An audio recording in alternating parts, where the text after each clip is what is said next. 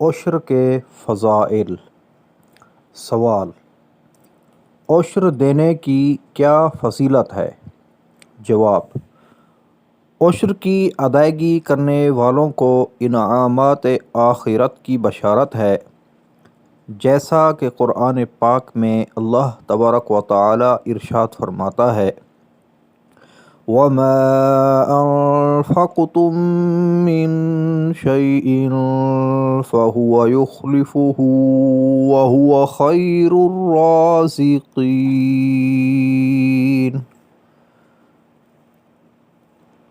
ترجمہ کنز ایمان: اور جو چیز تم اللہ کی راہ میں خرچ کرو وہ اس کے بدلے اور دے گا، اور وہ سب سے بہتر رزق دینے والا۔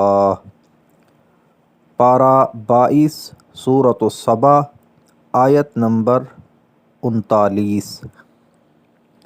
اور سورۃ البقرہ میں ہے: مَثَلُ الَّذِينَ يُنْفِقُونَ أَمْوَالَهُمْ فِي سَبِيلِ اللَّهِ كَمَثَلِ حَبَّةٍ أَنبَتَتْ 7 سَنَابِلَ فِي كُلِّ سُنبُلَةٍ 100 حَبَّةٍ وَاللَّهُ يُضَاعِفُ لِمَن يَشَاءُ وَاللَّهُ وَاسِعٌ عَلِيمٌ۔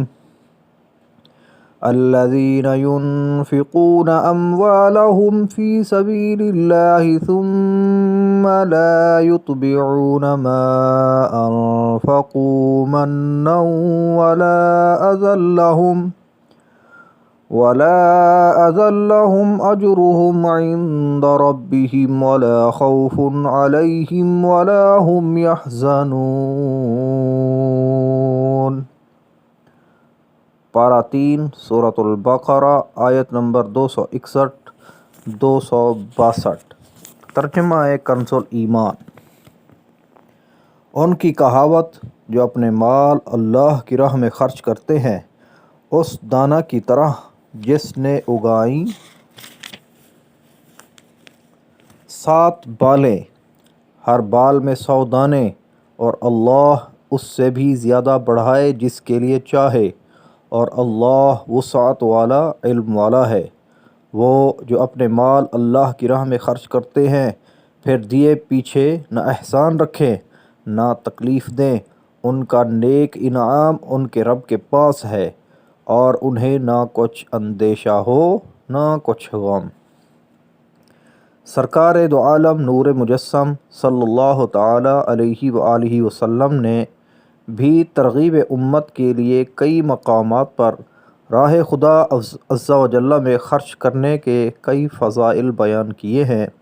چنانچہ حضرت سیدنا حسن رضی اللہ تعالی عنہ سے مروی ہے کہ نبی کریم رؤوف الرحیم صلی اللہ تعالی علیہ وآلہ وسلم نے ارشاد فرمایا: زکوٰۃ دے کر اپنے مالوں کو مضبوط قلعوں میں کر لو، اور اپنے بیماروں کا علاج صدقہ سے کرو، اور بلا نازل ہونے پر دعا اور تضرع یعنی گریہ وزاری سے استعانت یعنی مدد طلب کرو۔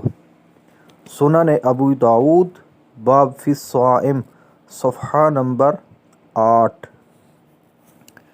اور حضرت سیدنا جابر رضی اللہ تعالی عنہ سے روایت ہے کہ نبی کریم، نبی پاک، صاحب لولاک، سیاح افلاک صلی اللہ تعالی علیہ وآلہ وسلم نے ارشاد فرمایا: جس نے اپنے مال کی زکوٰۃ ادا کر دی بے شک اللہ تعالی نے اس سے شر دور فرما دیا۔